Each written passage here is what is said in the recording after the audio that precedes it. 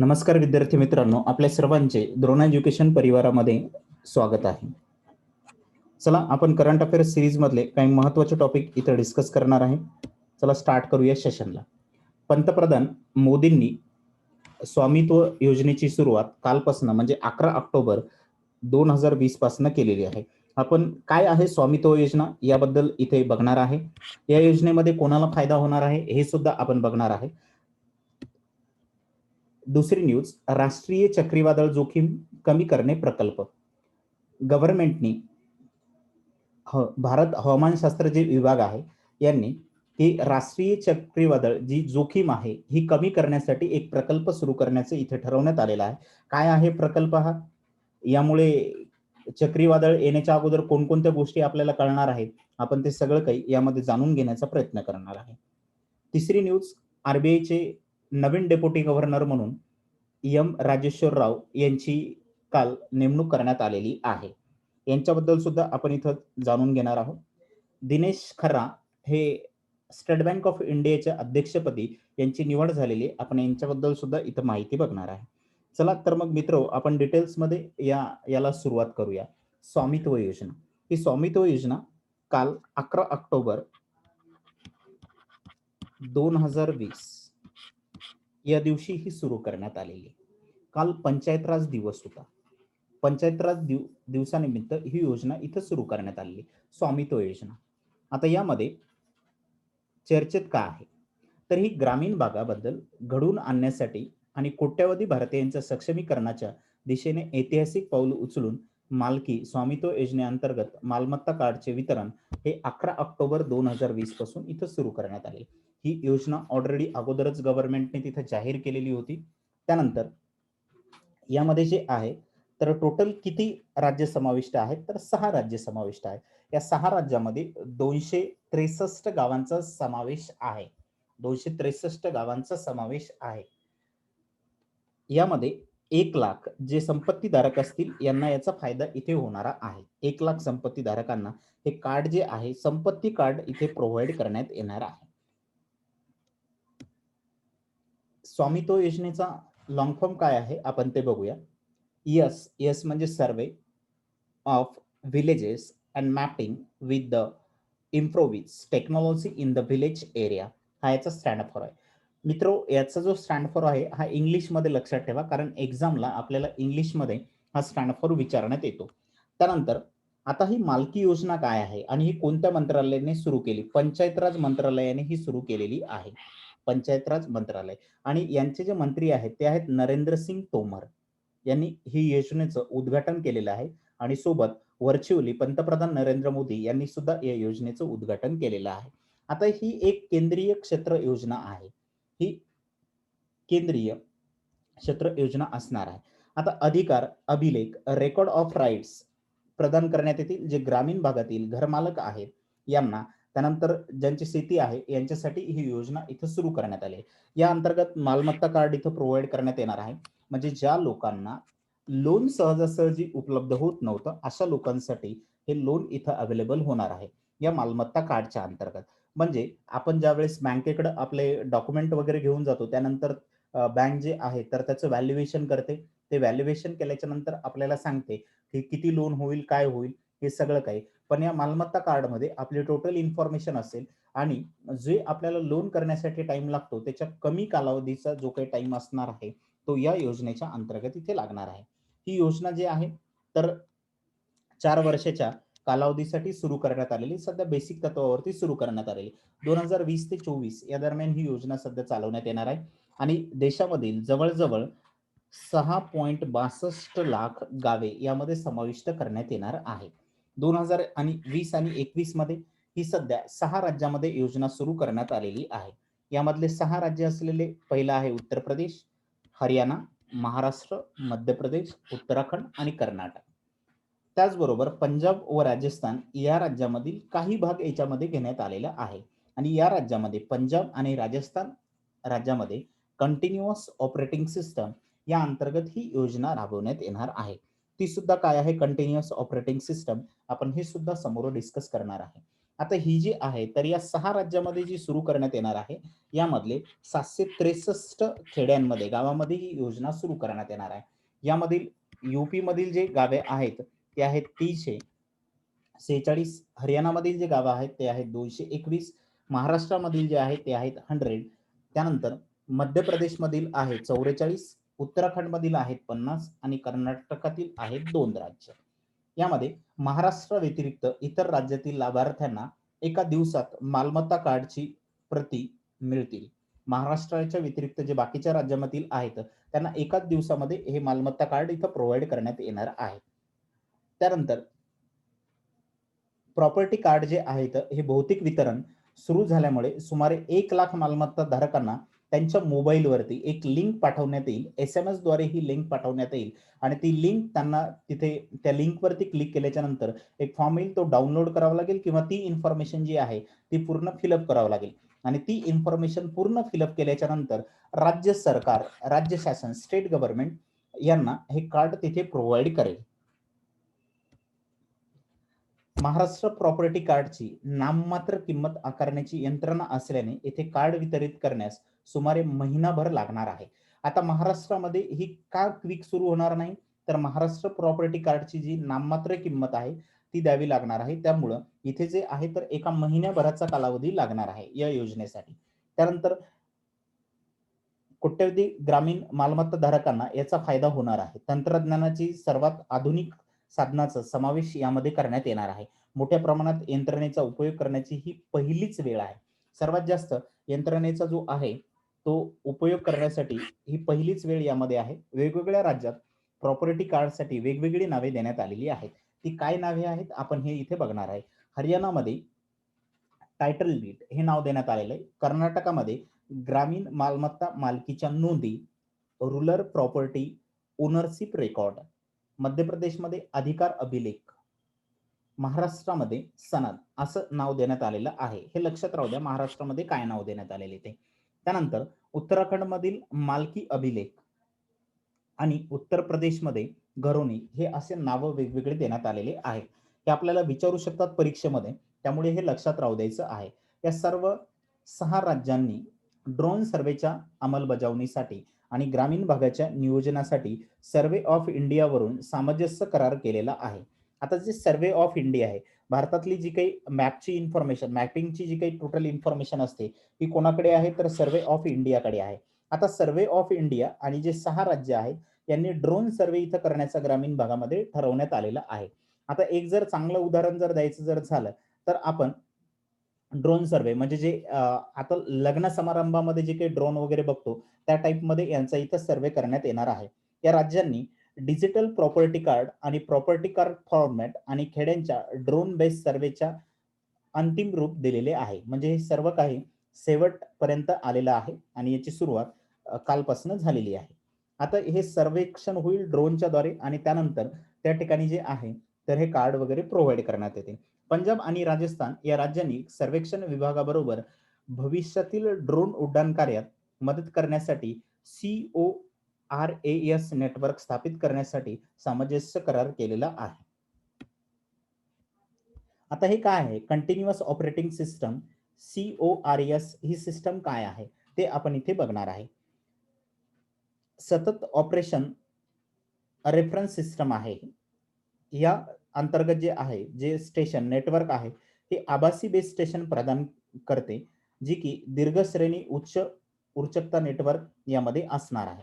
त्यानंतर course network भूनियंत्रण व भूसत्य आणि भूसीमाकरणांसाठी महत्त्वपूर्ण क्रियाकल्पकता स्थापित करण्यासाठी जमीन नियंत्रण बिंदू स्थापित करण्यात मदत करेल. त्यानुसार ही ऑपरेटिंग सिस्टम इथं देण्यात आलेली आहे.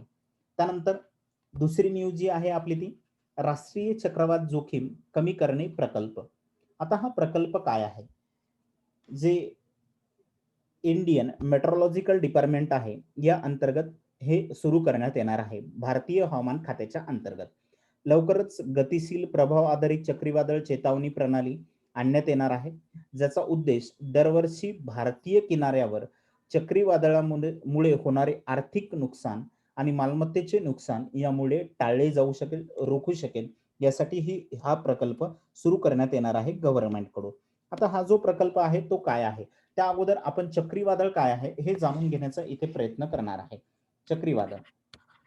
चक्रीवादळे कशा पद्धतीने तयार होतात आपण ते इथं जाणून घेण्याचा प्रयत्न करणार आहे. आता बघा, यामध्ये सगळ्यात महत्त्वाचा जो घटक आहे तो आहे हवा. हवेमुळे हे चक्रीवादळ वगैरे इथे निर्माण होतात. आता बघा, जास्त दाबाच्या पट्ट्याकडून म्हणजे जास्त दाबाच्या पट्ट्याकडून कमी दाबाच्या पट्ट्याकडे ही हवा वाहत असते. म्हणजे जी हवा थंड आहे ती खाली राहते आणि जी हवा गरम होणारी आहे ती कुठे जाते तर वर जाते. आपण जर एखादं उदाहरण जर बघायचं म्हटलं, आपण गॅसवरती एखादं पातेलं ठेवलेलं असते. गॅसवरती जे आहे तर आपण पातेलं वगैरे ठेवतो आणि त्याला ती जसं ते पाणी गरम होत जाईल, तसं काय होते तर ते वरती आपल्याला त्याची वाफ गेलेली दिसते. त्याच पद्धतीने आहे यामध्ये, की जशी ही हवा गरम होत जाते, तशी ती काय होते तर वरच्या दिशेने ही हवा जाते. म्हणजे ज्या ठिकाणी कमी दाब आहे अशा ठिकाणी ही हवा जाते आणि जी थंड हवा आहे ती खालच्या दिशेने यायला सुरुवात होते. मग अशामुळे काय होते तर या पृथ्वीवरती एक पोकळी तयार होते. आपण जर पाहिलेलं असेल एक उन्हाळ्यामध्ये आपल्या गावाकडे असेल किंवा कुठेही एक जनरली जे आहे तर एक वावटळ तयार होते. हे वावटळ म्हणजेच काहीतरी एक चक्रीवादळाचाच एक तो भाग आहे. त्यामध्ये काय होते की एक कमी दाबाचा जो पट्टा असतो तो कमी दाबाच्या पट्ट्यावर आल्यामुळे त्या ठिकाणी ते वावटळ तयार होते आणि ते वावटळ असं फिरायला लागते. त्यामुळं हे जे आहे तर जसं याचा कमी दाब होत जाईल तशी हवा काय होते तर वरवर जायला लागते आणि जो कोणता पट्टा कमी दाब आहे या ठिकाणी नवीन हवा म्हणजे थंड हवा यायला सुरुवात होते. जी गरम झालेली हवा आहे ती वरती जाते आणि जी थंड हवा आहे ती त्या ठिकाणी यायला सुरुवात होते. मग ही अशी कंटिन्युअसली प्रोसेस जी आहे तर ती सुरू राहते. मग ते सुरू राहिल्यामुळं या ठिकाणी काय होते तर चक्रीवादळ तयार होते आणि चक्रीवादळ जे आहे तर हे जवळ-जवळ 27 किलोमीटर पर अवरने चालतात. सुरुवातीला यांची जी सुरुवात आहे ती. आता आपल्याला या ठिकाणी जे आहे तर एक इक्वेटरच दिसते म्हणजे विश्ववृत्त. आता विश्ववृत्ताच्या उत्तरेस नॉर्थला जे आहे तर या ठिकाणी ही घड्याळाच्या विरुद्ध दिशेला चक्रीवादळ चालते. ही हवा घड्याळाच्या विरुद्ध दिशेला आणि जो साऊथचा पार्ट आहे दक्षिणेचा, या ठिकाणी काय तर घड्याळाच्या दिशेने हे चक्रीवादळ वाहायला लागते. अशा पद्धतीने जे आहे तर हा असतो चक्रीवादळाचा पार्ट आणि यामुळं याचं जास्त प्रमाणात हे तयार झाल्यामुळे जो किनारी पट्टा असतो, जो समुद्राचा किनाराचा पट्टा आहे यावरती जास्तीत जास्त याचा जो आहे तो इफेक्ट होतो. त्यामुळे हे इफेक्ट होऊ नये यासाठी गव्हर्नमेंटने इथं काही योजना आखलेल्या आहेत. Indian society of remote sensing यांच्याबरोबर जे आहे तर यांनी एक ॲग्रीमेंट केलेली आहे. 6 ऑक्टोबर 2020 रोजी यांनी यांचे जे महासंचालक आहेत यांच्याबरोबर ही घोषणा केलेली आहे. राष्ट्रीय आपत्ती व्यवस्थापन प्राधिकरणाने आणि national cyclone risk mitigation project यांनी मिळून हे प्रकल्प सुरू करण्याचं इथे ठरवण्यात आलेलं आहे. यामध्ये ह्या 2 ऑर्गनायझेशन आहेत. या अंतर्गत वेब आधारित वेबच्या आधारित जे आहे तर एक डायनॅमिक कंपोझिट रिस्क ॲटलास हा बसवण्यात येणार आहे आणि या अनुसार यावरती त्याची सगळी काही इन्फॉर्मेशन देण्यात येईल आणि ही इन्फॉर्मेशन ज्या ठिकाणी येईल त्या ठिकाणी हे अगोदर सांगण्यात येईल की इथे चक्रीवादळ येणार आहे आणि त्याचं प्रिकॉशन इथे घेण्यात येईल. जागतिक अंतराळ सप्ताहाच्या पहिल्याच दिवशी IMDने डॉक्टर मृत्युंजय महापात्रा यांच्या अध्यक्षतेखाली ऑक्टोबर-डिसेंबर 2020च्या हे चक्रीय वातावरणासाठी ऑनलाईन पूर्व चक्रीवाती व्यायामाची बैठक आयोजित केलेली होती आणि या अनुसार ही नवीन टेक्नॉलॉजी भारतामध्ये येणार आहे. याचा जो असेल तर हा जास्तीत जास्त इथे फायदा होणार आहे. चक्रीवादळ याच्याबद्दल आपण अगोदर डिस्कस केलेलं आहे. भारतामध्ये कशा चक्रीवादळ आहेत ते. चक्रीवादळ कशामुळे निर्मित होतात? निर्मितीसाठी अनुकूल परिस्थिती काय असते? हे सुद्धा तुम्हाला इथे देण्यात आलेले आहे. तुम्ही ते सुद्धा रीड करू शकता. उष्णकटिबंधीय चक्रीवादळाचा मार्ग म्हणजे हा काय असतो तर पृथ्वीवर पश्चिमेपासून पूर्वेकडे फिरत असल्याने उष्णकटिबंधीय चक्रीवादळाची दिशा प्रारंभी पूर्वेकडून पश्चिमेकडे असते. म्हणजे जी ही पृथ्वी जी आहे तर ही काय होते तर पश्चिमेपासून पूर्वेकडे फिरते. त्याच्यामुळं जे उष्णकटिबंधीय वारे असतात यांची दिशा जी असते तर ही पूर्वेकडून पश्चिमेकडे असते. म्हणजे काय तर यांच्या विरुद्ध दिशेला. परंतु सुमारे 20 डिग्री सेल्सिअस वरती कोरोओलिस बळाच्या प्रभावामुळे हे चक्रीवादळ जे आहे तर उजवीकडे विस्तृत होत जातात आणि सुमारे 25 डिग्री अंश सेल्सिअस त्यांची दिशा ईशान्य दिशेने जाते आणि सुमारे 30 डिग्री सेल्सिअस जर असेल तर वाऱ्याच्या प्रभावामुळे त्यांची दिशा पूर्वेकडे येते आणि त्यामुळे मग त्याच दिशेने ते वाहू लागतात, जशी पृथ्वी वाहू लागते त्या पद्धतीने. आता उष्णकटिबंधीय चक्रीवादळाची जी क्षेत्रे आहेत त्यांची वेगवेगळी नावं काय आहेत ते आपण इथे बघणार आहे. कोणत्या भागामध्ये काय म्हणतात ते. हिंदी महासागरामध्ये जर चक्रीवादळ जर असेल तर त्याला चक्रीवादळच म्हणतात. त्यानंतर पश्चिम अटलांटिक आणि पूर्व प्रशांत महासागरामध्ये जर असेल तर याला हरिकेन म्हणतात. त्यानंतर पश्चिम प्रशांत महासागर आणि दक्षिण चीन समुद्रामध्ये जर असेल तर याला काय म्हणण्यात येते, तर याला टायफून म्हणण्यात येते. त्यानंतर ऑस्ट्रेलिया यामध्ये जे आहे तर विली विली म्हणण्यात येते. त्यानंतर नेक्स्ट न्यूजकडे येण्याच्या अगोदर आपण भारतीय हवामानशास्त्र विभाग IMD याची स्थापना जी आहे तर 1875 मध्ये झालेली आहे. ही जे आहे तर मिनिस्ट्री ऑफ अर्थ सायन्स या अंतर्गत हवामान खातं जे आहे तर हे हँडल करण्यात येते. यामध्ये हवामानशास्त्रातील निरीक्षणे, हवामानाचा अंदाज, भूकंपाचा अभ्यास हे या संस्थेच्या अंतर्गत करण्यात येते. आता मिनिस्ट्री ऑफ अर्थ सायन्सचं जे डिपार्टमेंट आहे, हे डिपार्टमेंट आहे डॉक्टर हर्षवर्धन यांच्याकडे. त्यानंतर आरबीआयचे जे नवीन डेप्युटी गव्हर्नर आहेत यांची इथं निवड झालेली आहे. ते आहेत एम राजेश्वर राव. एम राजेश्वर राव यांचे आरबीआयचे नवीन डेप्युटी गव्हर्नर म्हणून इथं निवड झालेली आहे. राव हे सध्या रिझर्व्ह बँकेच्या 4 विभागाचे देखरेख करत होते. यांच्याकडे कार्यकारी संचालक पद होतं अगोदर. मंत्रिमंडळाच्या नियुक्ती समितीने एम राजेश्वर राव यांना भारतीय रिझर्व्ह बँक ऑफ इंडिया याचे डेप्युटी गव्हर्नर म्हणून नियुक्त करण्यास मान्यता दिलेली आहे. आता राव यांच्याकडे कोणकोणते डिपार्टमेंट होते, तर इंटरनल डेप्ट management department, securities department, financial markets operation department आणि इंटरनॅशनल डिपार्टमेंट हे 4 डिपार्टमेंट यांच्याकडे होते. यांचे हे कार्यकारी संचालक म्हणून काम बघत होते. आरबीआय कडे सध्या बीपी कानुंगो, एम के जैन आणि एम डी पात्रा असे 3 नायब राज्यपाल आहेत आणि आता हे चौथे झालेले आहेत. हे कोण, तरी एम राजेश्वर राव. आरबीआयचे 4 डेप्युटी गव्हर्नर असतात. एक मेन गव्हर्नर गव्हर्नर ते आहे सध्या शक्तिकांत दास असलेले आणि त्यानंतर 4 डेप्युटी गव्हर्नर असतात. त्यापैकी एक आहेत बीपी कानुंगो, दुसरे आहेत एम के जैन, तिसरे आहेत एम डी पात्रा आणि आता चौथे झालेले आहेत एम राजेश्वर राव. हे झालेले आहेत. आता विरल आचार्य यांनी आपल्या पदाचा राजीनामा दिलेला होता. त्याच्यानंतर जे आहे तर परत कोणाची निवड इथं करण्यात आलेली नव्हती. त्यानंतर एन विश्वनाथन यांची सुद्धा इथं रिटायरमेंट झालेली होती. त्यानंतर सुद्धा कोणाला निवडण्यात आलेलं नव्हतं. तर आता निवडण्यात आलेले आहे ते. त्यानंतर दिनेश खरा यांची स्टेट बँक अध्यक्षपदी निवड झालेली आहे. आता ऍक्च्युअल मध्ये या व्यक्तीच्या बाबतीत एक वेगळीच अशी गोष्ट घडलेली आहे की यांची 3 वर्षाच्या अगोदरच त्या ठिकाणी म्हणजे दिनेश खरा यांची अध्यक्षपदी निवड होणार होती. पण या अगोदर जे आहे तर यांची रजनीश कुमार यांची निवड त्या ठिकाणी करण्यात आलेली होती. तर आता चला यांना 3 वर्षांनी लेट का होईना पण अध्यक्षपदी यांची निवड झालेली आहे दिनेश खरा यांची स्टेट बँक ऑफ इंडियाच्या. आता खर्रा जे आहे तर यांची 7 ऑक्टोबर 2020 पासून इथं 3 वर्षासाठी निवड करण्यात आलेली आहे. म्हणजे 7 ऑक्टोबर 2023 पर्यंत यांचा हा कार्यकाळ असेल. या नव्या भूमिकेआधी ते स्टेट बँकेचे व्यवस्थापकीय संचालक होते. त्यांच्याकडे एमडी हे पद होतं.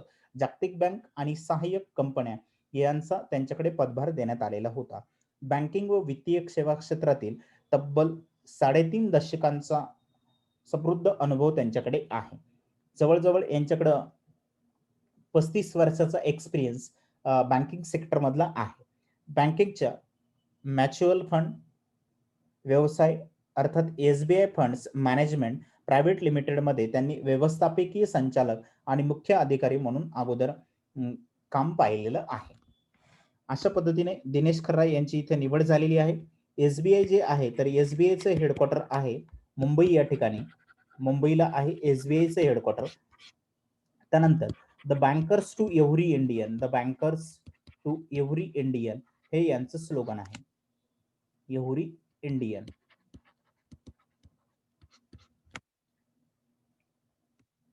चला मित्रांनो, अशा पद्धतीने आपण डेली 10 न्यूज इथे डिस्कस करण्याचा प्रयत्न करणार आहे. आज फक्त मी 4च केलेले आहेत. अशा डिटेल्स मध्ये आपण जे असेल तर 2 ते 3 इंटरनॅशनल न्यूज, त्यानंतर 2 ते 3 नॅशनल न्यूज, त्यानंतर 2 ते 3 स्टेट न्यूज म्हणजे महाराष्ट्रामधल्या, आणि ज्या काही ऑदर असतील हे अशा मिळून आपण 10 ते 12 न्यूज दररोज डिस्कस करणार आहे. यामध्ये आपला जो WhatsApp नंबर आहे 7722001140 या नंबरवरती जॉइन व्हा. तुम्हाला डेली अपडेट तिथे मिळतील. आणि आपलं जे YouTube चॅनल आहे याला सबस्क्राईब करा. व्हिडिओला लाईक करायला विसरू नका आणि कमेंटमध्ये जरूर कळवा की आपल्याला हे लेक्चर कसं वाटलेलं आहे ते. चला मित्रांनो थांबूया, आणि काही जर डाऊट जर असेल तर तुम्ही या WhatsApp नंबरवरती सुद्धा तो विचारू शकता. धन्यवाद.